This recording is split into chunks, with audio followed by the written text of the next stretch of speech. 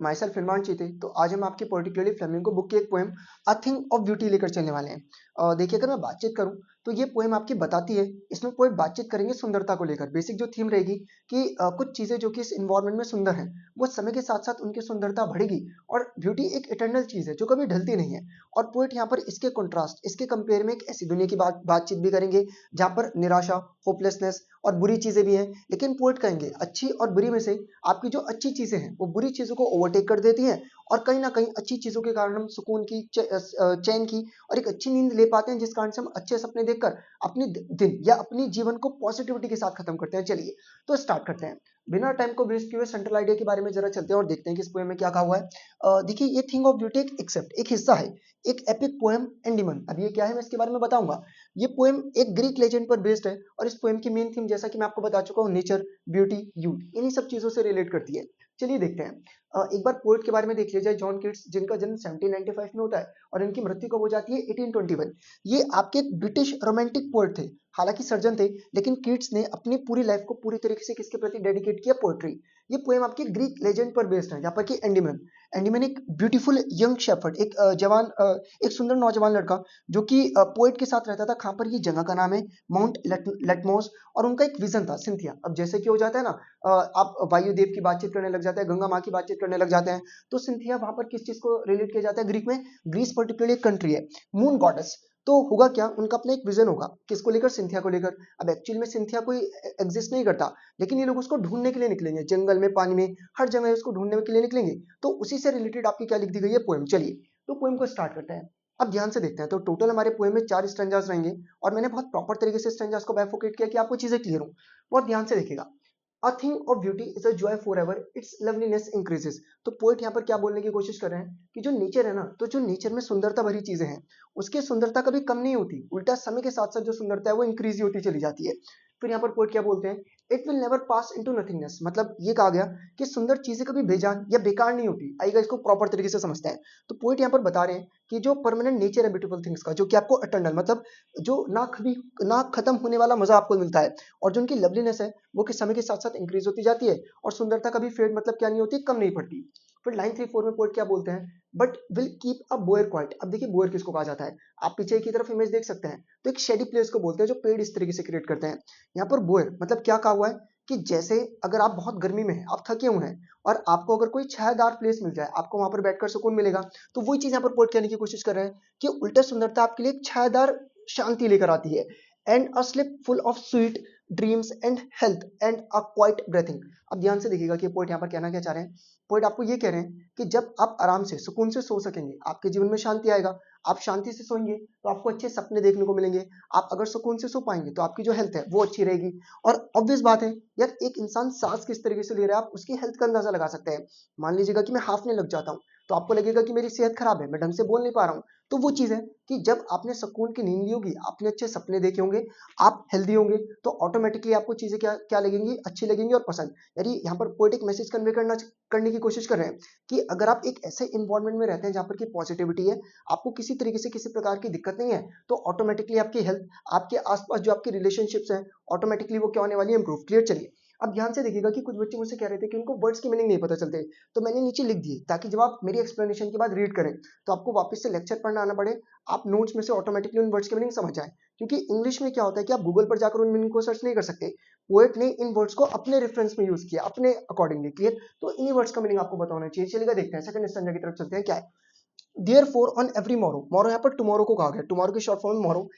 Therefore on every morrow are we wreathing a flowery brand to bind us the earth. Wreathing मतलब होता है बांधना। देखिए poet क्या बोलते हैं यहाँ पर कि जब हम अगली सुबह सोकर उठते हैं, रात को अच्छे सपने देखकर, तो ये पॉजिटिविटी में हमारी अर्थ से बांध कर चलती है।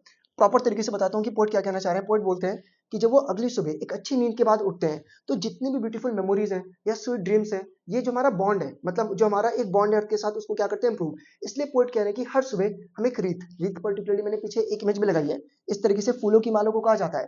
यहाँ पर रीत पर्टिकुलरली किस चीज को रिप्रेजेंट करता है, बॉन्ड, जो हमारा किसके साथ बंधता जा रहा है, अर्थ के साथ, जब हम एक पॉजिटिव इन्वायरमेंट में रह रहे हैं। क्लियर। चलिए अब ध्यान से देखिएगा, इन स्पाइट ऑफ डिस्पोंडेंस। अब ध्यान से देखते चलिएगा। देखिए डिस्पोंडेंस किसको कहा जाता है, आपका कहीं ना कहीं होपलेसनेस, निराशा को, ठीक देख सकते हैं आप, ठीक। चलिए, तो इन spite of despondence of the in human dearth, dearth particularly यहाँ पर किसको कहा गया, lack.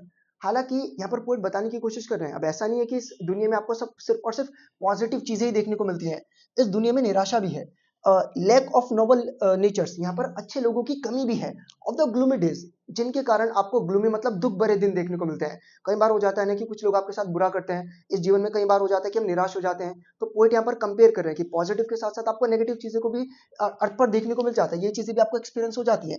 All the unhealthy and over darken ways made for our searching, और पोइट यहाँ पर बता रहे हैं कि ये जो सब कुछ है ना, जो आप कह रहे हैं कि आपके जीवन में अंधेरा है या आपके जीवन में दुख या दिक्कत है, तो ये दुख और दिक्कत लेकर आने वाले आप ही हैं, आप ही की एक्शन से आपके जीवन में दिक्कत आते हैं। तो पोइट यहाँ पर ऑफ ओवर सर्चिंग समझ गए, हमने जिन एक्शंस को परफॉर्म किया उससे हमारे जीवन में क्या आ रही है, दिक्कत है। Yes, in spite of all, हालांकि इसके बावजूद भी some shape of beauty moves away into the pall from our dark spirits. Poet कहते हैं लेकिन इसके बावजूद भी, या इसको कुछ इस तरीके से देखिएगा, मैं आज किसी काम में फेल हुआ, मैं काफी दुखी हूं, मैं रो रहा हूं, लेकिन जब मैं रात को सोऊंगा और सुबह सोकर उठूंगा, तो अगले दिन क्या मेरे पास और भी कुछ चीजें होंगी जो पॉजिटिव होंगी, जो मेरे मूड को रिफ्रेश कर देंगी। कई बार आपके साथ हुआ होगा कि आप बुरा फील करते हैं, फिर आपको जो मूवीज, जो वेब सीरीज या जिस इंसान से बात कर अच्छा लगता है, आप बातचीत करते हैं और ऑटोमेटिकली आपका मूड रिफ्रेश हो जाता है। तो पोएट वही कह रहे हैं, हाँ ऐसा होगा कि आप दुखी होंगे, लेकिन ध्यान रखिएगा कि कुछ वंडरफुल साइड्स ऑफ नेचर आपको आपका दुख, ग्रीन मतलब जो आपके दुखी भरे विचार थे उसको भुलाने में मदद करेंगी, और जब आप अगले दिन उठेंगे आपके पास फिर से आशा और फिर से ऑप्टिज्म, मतलब क्या होगा, पॉजिटिविटी। क्लियर। तो सेकंड स्टैंजा में पोएट ने ये कंपेयर किया, हालांकि बुरी चीजें भी हैं, लेकिन वो बुरी चीजें और अच्छी चीजों में से अच्छी चीजें ज्यादा हैं, जिस कारण से अगर आपके साथ कुछ बुरा भी होगा, अगले दिन आप उसको भूल जाएंगे और अपने जीवन को पॉजिटिविटी के साथ जी सकेंगे। चलिए, स्टैंजा 3 की तरफ चलते हैं, देखते हैं क्या है। अब पोएट यहाँ पर आपको एक्सप्लेन करेंगे कि सुंदर चीजों में पोएट किन किन चीजों का जिक्र कर रहे हैं। पोएट कहेंगे जैसे सन हो गया, मून हो गया, ट्रीज हो गए, चाहे वो ओल्ड हो चाहे फिर यंग हो, स्प्राउटिंग, स्प्राउटिंग मतलब बोलते हैं फूटना, जैसे नई पत्तियां वगैरह निकलती है उसके लिए वर्ड यूज किया जाता है। एग्जैक्टली आपको नीचे मीनिंग दिख जाएगा, देख लीजिएगा। Sprouting a shady boon for simple ship, यार वैसे सिंपल शिप यहाँ पर किसको रिप्रेजेंट किया, ऑर्डिनरी ह्यूमन बींग्स। देखिए पोएट क्या बोल रहे हैं कि बहुत सारी चीजें हैं जो कि अच्छी है, सूरज हो गया आपका, चांद हो गया आपका, ट्रीज हो गए आपके, यंग या पुराने कैसे भी ट्रीज हो गए, या आपके कुछ ऐसे पेड़ जो जिन पर अभी पत्तियां खिल रही हैं, वो भी तो कल को ऑर्डिनरी ह्यूमन बींग्स को मदद करेंगे, कैसे, हमें अपना शेड प्रोवाइड करेंगे। पोएट कह रहे हैं इसके अलावा और भी अच्छी चीजें हैं, daffodils, daffodil a type of flower हो जाता है, पीछे देख सकते हैं, मतलब फ्लावर्स को आप खुशियों से रिप्रेजेंट करते हैं, तो डेफोडिल्स हो गया। ग्रीन वर्ल्ड, ग्रीन वर्ल्ड मतलब यार एक ऐसी दुनिया में हम रहते हैं जहाँ पर की एक इन्वायरमेंट है, आपको देखेगा कि अगर आप किसी ऐसी जगह पर जाएं जहाँ पर की ज्यादा पेड़ पौधे हैं, आपको ऑटोमेटिकली रिफ्रेशिंग फील होता है। तो पोर्ट वही चीज आपको बताने की कोशिश कर रहे हैं कि ग्रीन वर्ल्ड जहाँ पर क्या आप रहते हैं, एंड क्लियर रील्स, रील्स मतलब बहते हुए साफ पानी, मतलब पोइट के यहाँ पर इतनी सारी चीजें हैं ना जिनको आप पॉजिटिविटी से रिलेट कर सकते हैं, जो बहुत ज्यादा साफ है।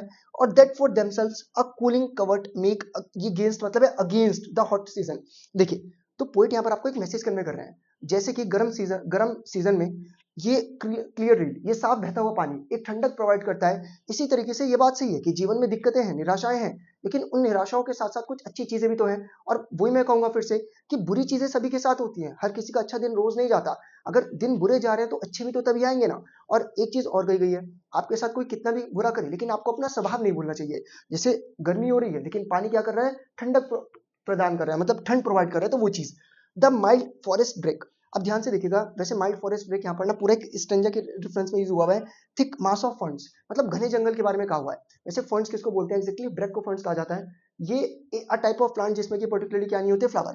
तो the mid forest brake rich with a sparkling of fair musk rose blooms. अब ये लास्ट लाइन है बहुत इंपॉर्टेंट है, इसको ध्यान से देखिएगा, अलग से बहुत प्रॉपर बताऊंगा। आप इतना समझ चुके हैं मिड फॉरेस्ट ब्रेक मतलब क्या है, ठीक घना जंगल को रिप्रेजेंट किया हुआ है। Rich with a sprinkling of fair musk rose blooms, देखिए फेयर किसको कहा जाता है, यहाँ पर फेयर रिप्रेजेंट करता है सुंदरता को, पॉजिटिविटी को, ठीक। Musk rose a type of, इस रोज को कहा जाता है। अब इस रोज में खासियत क्या होती है कि जो इसकी खुशबू होती है वो दूसरे रोज से काफी अलग होती है, आइएगा ध्यान से समझिएगा। देखिए, तो पोइट यहाँ पर क्या बताने की कोशिश कर रहे हैं फेयर मस्क ब्लूम्स में, कि यहाँ से पोइट एक तो रोज का जिक्र कर सुंदरता की बातचीत कर रहे हैं, एक डेलिकेट, एक बहुत डेलिकेट से फ्लावर की बातचीत कर रहे हैं, मस्क रोज, जो जहाँ पर फेयर किस चीज को सिग्निफाई करता है, अट्रैक्टिवनेस को, कि गुलाब बहुत ज्यादा अट्रैक्टिव, बहुत ज्यादा प्योर है। और मस्क रोज किस चीज को रिप्रेजेंट करता है, एक ऐसा गुलाब का फूल जो, जिसकी सेंट, जिसकी खुशबू काफी अलग है। तो पोएट यहाँ पर बस आपको एक इमेजिनेशन करवाने की कोशिश कर रहे हैं किसका, पॉजिटिविटी का। फॉर एन एग्जांपल, आप दुखी हैं तो, या फिर आप मेहनत कर रहे हैं तो, हम मेहनत कर क्यों रहे हैं, क्योंकि उसका कोई ना कोई एंड रिजल्ट है। आप इस वीडियो में आए तो अब आपको शौक नहीं है कि आप पढ़ें, लेकिन आप अपने बोर्ड के रिजल्ट के लिए पढ़ाई कर रहे हैं। तो अगर मैं आपसे कहूँ कि हमारे बोर्ड में अगर हम अच्छी तरीके से मेहनत करते हैं 80 में से 80 आएंगे, आपने उस ख्वाब को देखा, आपको बेहतर महसूस होगा और आपका मन करेगा कि आप हार्ड वर्क कर सकें। तो वो चीज यहाँ पर पोएट बताने की कोशिश कर रहे हैं, पॉजिटिविटी को रिलेट कराना। क्लियर, चलिए अब देखिए स्ट्रेंजर 4 में जो पोएट है वो पोएम को कंप्लीटली शिफ्ट कर देते हैं। अब यहाँ पर होगा क्या, पोएट कहेंगे इवन मौत में भी एक सुंदरता है, मौत में भी एक अच्छाई है। अब वो कैसे कहेंगे देखिएगा, पहले मैं आपको इस स्ट्रेंजर का सार बताता हूँ। पोएट कहेंगे हालांकि जो लोग मर चुके हैं लेकिन उन्होंने महान काम किए, जैसे कि भगत सिंह, इन्होंने भारत की आजादी के लिए अपने आप को फांसी पर लटका लिया था। तो क्या आपको नहीं लगता कि इनको आज हम याद करते हैं, और कहीं ना कहीं भगत सिंह जैसे लोग हमारे लिए आइडियल बन चुके हैं, हमें मोटिवेट करते हैं, और आज भी हम इनकी कहानियों से मोटिवेट होते हैं, प्रेरित फील करते हैं। तो वो यहाँ पर आपको बताने की कोशिश कर रहे हैं कौन, पोएट की कहीं ना कहीं कुछ लोग जो महान का कर्म कर कर मर चुके हैं, वो आज भी हमें मोटिवेट करते हैं, आज भी हम उन्हें भूले नहीं है। तो वो चीज यहाँ पर पोएट बताएंगे, चलिए। And such too is the grandeur of the dooms. देखिए देखिए डूम्स किसको कहा जाता है, मौत, और ग्रैंडियर किसको कहा जाता है, सलामी देना। तो यहाँ पर मैंने लिख दिया है वर्ड का मतलब क्या होता है, honour and tribute paid to the dead of the judgement day. मतलब जिन लोगों की मौत हो गई, we have all imagine for the mighty dead. Mighty dead यहाँ पर पर्टिकुलरली महान लोगों की मृत्यु को कहा गया। वो महान लोग जो कि मर चुके हैं, आज हम उन्हें याद करते हैं, और उन्हें याद कर हम सलामी देते हैं। ऑल लवली टेल्स, हमने जो जितनी भी उनकी प्यारी कहानियां सुनी है, हमने जितने भी उनके किस्से सुने या पढ़े हैं, एक एंडलेस फाउंटेन है, वो एक ऐसा फाउंटेन है जो कभी खत्म नहीं होगा। एक इमॉर्टल ड्रिंक, जिसको इमॉर्टल मतलब जिसको कि हम भूल नहीं सकते। यार आप कभी महात्मा गांधी जी हो गए, आप कभी भगत सिंह हो गए, ऐसे महान लीडर्स को भूल नहीं पाएंगे। इनके जो थॉट्स हैं, इनकी जो सोच है, वो हमें आज भी इंस्पायर करती है। पोरिंग पोरिंग मतलब होता है गिरना, ये हमारे ऊपर गिर रही है, और पोएट बोलते हैं हमारे ऊपर कहां से गिर रही है, स्वर्ग से। वैसे ब्रिंक का मतलब ना किनारा होता है, लेकिन इस पोएम में ब्रिंक को किस सेंस में यूज किया हुआ है, अबंडेंस, जिसकी की कमी ना हो। सवाल बना है इसलिए बता रहा हूँ। तो पोएट यहाँ पर ये समझाने की कोशिश कर रहे हैं वो महान लोग जो मर तो चुके हैं, उसमें भी एक सुंदरता है, क्योंकि जब हम उन महान लोगों की कहानी और किस्सों को याद करते हैं, वो महान किस्से और कहानियां में आज भी मोटिवेट करते हैं, और हमारी लाइफ के लिए सोर्स ऑफ क्या बन चुके हैं, इंस्पिरेशन। क्लियर, तो ये था। इसी के साथ आपकी पोएम पूरी प्रॉपर तरीके से क्या हो जाती है, कंप्लीट। चलिए तो एक बार फटाफट से पोएम की फिगर ऑफ स्पीचेस भी देखते चलते हैं। अब मेटाफर आप समझ चुके होंगे कि जब भी किसी चीज को कंपेयर किया जाता है और कंपैरिजन करते वक्त आप एज लाइक का यूज नहीं करते तब मेटाफर लगता है। जैसे बोर क्वाइट, तो यहाँ पर बोर का यूज किस चीज के लिए किया होता है, शेडी। तो समझ गए ना, तो बोर क्वाइट यहाँ पर आप कह रहे हैं जैसे पेड़ आपको शांति देता है। स्वीट ड्रीम्स, तो ड्रीम्स को मीठा नहीं कहा गया, वो अच्छे ड्रीम्स को रिप्रेजेंट करता है। लिटरेशन में आप जानते हैं कि जब भी जो वर्ड्स वोवल नहीं होते वो इनिशियली रिपीट हो, जैसे बी बी वोवल तो नहीं है, इनिशियली रिपीट हो रहा है।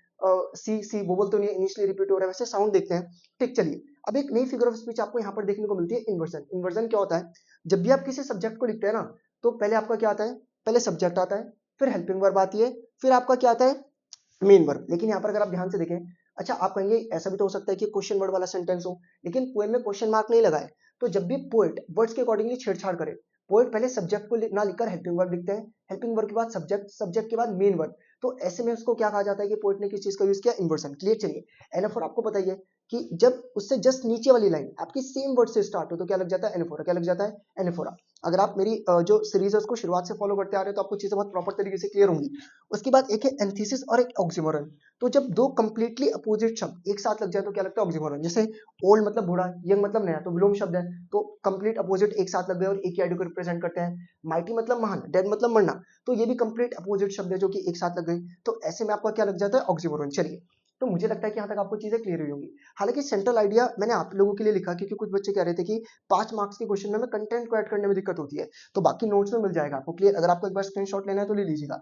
चलेगा, अब यहाँ पर देखते हैं क्या है। अब फटाफट से एक बार पीवाईक्यूज को डिस्कस करते हैं, बहुत इजी पीवाईक्यूज आप कर पाएंगे। एक मैं कराऊंगा और दूसरा रेफरेंस टू कॉन्टेक्स्ट में आपके लिए छोड़कर जाऊंगा कि आप इसको खुद से सॉल्व कीजिएगा, ताकि आपको भी आप एक पता चल जाए कि आपकी प्रिपरेशन किस तरीके से जा रही है। देखिए and such is the grandeur of the doom वाला है, याद कीजिएगा लास्ट अभी हमने किया। तो यहाँ पर आपसे कहा हुआ है कि जो ये स्ट्रेंजर्स की थीम क्या है, तो थीम आप समझ ही चुके हैं, immortality of art and literature. Immortality of art and literature समझ गए ना, कि बताना चाह रहा है कि जो आर्ट, जो कला या फिर जो कहानियां, किस्से, जिन लोगों की मौत हो चुकी है वो भूलते नहीं हम, वो हमें हमेशा याद रहते हैं, तो उसको कहा गया immortality of art and literature. दूसरा देखिएगा क्या है, क्या बाय रेफरिंग, तो यहाँ पर ऐसा कहा गया था, डेड एज माइटी, महान लोगों की मृत्यु। तो क्या इससे पोएट का फोकस ये था कि हालांकि वो लोग मर जरूर गए हैं, लेकिन जो उनका एक इफेक्ट है, जो उनकी इंस्पिरेशन है, वो आज भी हमारे पास है। तो हाँ, पोएट यही कहने की कोशिश कर रहे थे। तो क्या रहेगा, ट्रू। हालांकि अगर आप पीवाईक्यू में चेक करते तो उसका आंसर फॉल्स है, वहां पर गलत है, ट्रू रहने वाला है इसका आंसर। चलिए अब ध्यान से देखिएगा, फिर आपको कहा गया complete the sentence appropriately. The endless fountain of immortal drink is an analogy for the tales of mighty dead because. देखिए तो यहाँ पर ऐसा क्यों कहा गया कि मतलब ये एक एनालॉजी है, टेल्स इमॉर्टल ड्रिंक, ऐसा इसलिए कहा गया इमॉर्टल मतलब कि जो मरता नहीं है। अब जिन लोगों की मौत हो चुकी है लेकिन उनके कर्म महान थे, वो महान कर्म हमें आज भी याद है, और वो पीढ़ी दर पीढ़ी आगे बढ़ेंगे। आप अपने बेटे को बताएंगे, अपना बेटा उसके बेटे को बताएगा कि हम एक ऐसी भूमि से बिलोंग करते हैं जहाँ पर कि इतने शूरवीरों ने जन्म लिया। तो समझ गए कि इमॉर्टल ड्रिंक क्यों रेफर किया हुआ था। चलिए फिर यहाँ पर ध्यान से देखिएगा, अब ये ना क्वेश्चन हल्का सा एडिट करते वक्त गलत हो गया। नहीं, ये क्वेश्चन तो सही है। ब्रिंग का मतलब बताना है, मैं आपको बता ही चुका था कि ब्रिंग का मतलब क्या होता है, मेंटेन, जिसकी की कमी ना हो। क्लियर, देखिए यहाँ पर काम है, तो जितने भी वर्ड्स लिखे हैं किसी ना किसी रीजन से लिखे हुए हैं। फिर based on the poems rhyming scheme, अब यहाँ पर कहा हुआ है कि आपने यहाँ पर क्वेश्चन हल्का सा गलत है, मैं बता रहा हूँ, आप सुनिएगा। यहाँ पर कहा गया था कि लाइन 1 में जो एंड वाला वर्ड है डूम्स, ठीक, तो इस वर्ड से मिलता जुलता कोई और वर्ड बताइए। तो डूम्स मतलब क्या होती है, कब्र, तो कब्र से मिलता जुलता सिनोनियम बताना है। तो आप क्या बोल सकते हैं, टॉम्स, क्या बोल सकते हैं, टॉम्स। और वो राइम मैच होनी चाहिए। यहाँ पर कहा हुआ है राइम मतलब ले, जिसको बोलते हैं twinkle twinkle little star how wonder what you are, एक ले लगी ना आपको तो इस चीज को, तो एक ही पोएम में आती है, वो मैंने सुना दी, ठीक, चलो। तो समझ गए यहाँ पर क्या है राइमिंग स्कीम, तो डॉम्स को उल्टा टॉम्स मतलब कब्र। चलिए एक लास्ट क्वेश्चन और देख लेते हैं। यहाँ पर आपको कहा हुआ है कि आपको याद होगा कि ये जो मतलब याद नहीं होगा, मैं बता देता हूँ, ये जो लाइन लिखी हुई है यहाँ पर कहीं पर भी फुल स्टॉप वगैरह का यूज नहीं किया। तो पोएट ने क्यों ऐसा यूज नहीं किया वो नहीं पूछा, तो यहाँ पर गलत रीजन बताना है। तो देखिए पोएट ने यहाँ पर फुल स्टॉप का यूज क्यों नहीं किया, क्योंकि पंक्चुएशन का मतलब होता है कि जब भी आप किसी लाइन को रीड करें अगर बीच में पंक्चुएशन आ जाए तो रुकिए। तो यहाँ पर कंटिन्यूटी क्रिएट करना चाह रहे थे, हाँ ये तो करना चाह रहे थे। क्या एनकरेज करना चाह रहे थे कि वो आगे तक पढ़े, ये भी करना चाह रहे थे। क्या वो एंटिसिपेट मतलब ये कहना चाह रहे थे कि आप खुद से पता लगाइए, होता है ना पढ़ते पढ़ते जैसे आप कोई गाना गा रहे हैं, मैं मान लीजिए कोई गाना गाना गाने लग जाता हूँ आज की रात, अब तुम समझ गए होंगे कि मैं आगे क्या कहना चाह रहा हूँ, ठीक, चलो। तो उसी चीज को एंटिसिपेशन कहा जाता है, तो पोएट ऐसा भी करना चाह रहे थे। तो कौन सा ऑप्शन गलत होगा यहाँ पर, डी, कौन सा ऑप्शन गलत रहेगा, डी। चलिए फिर यहाँ पर आपको देख लीजिएगा कहा हुआ है कि जो माइटी डेड, जिन लेजेंडरी हीरोज की बातचीत की गई है, वो लेजेंडरी हीरोज किस चीज को रिप्रेजेंट करते हैं, आप जानते हैं, positivity, source of inspiration. Clear, तो बस लिख देना, यहाँ पर कीवर्ड्स है, 1 मार्क्स के अकॉर्डिंग दी जाएगा एक लाइन में। चलेगा, अब ये अगले वाला आप खुद से एक बार देखिएगा, तो स्क्रीनशॉट ले लीजिएगा इसका। क्लियर, तो मुझे लगता है कि आपने स्क्रीनशॉट ले लिया होगा। एक बार यार फटाफट से ना पोएम की थीम बता देता हूँ, वो इनिशियली बताने से रह गई है। चलिए, तो देख लीजिएगा कि जो इस पोएम की मेन थीम है वो क्या है, एटर्नल एंड टाइमलेस ब्यूटी। अब आपको समझ भी आ चुका होगा कि ऐसा क्यों, एटर्नल जो कभी खत्म ना हो, टाइमलेस मतलब वही सेम मतलब है। चलिए, तो मुझे लगता है कि आपको पोएम बहुत प्रॉपर तरीके से क्लियर ही होगी। आज के लिए फाइनल इतना ही करते हैं।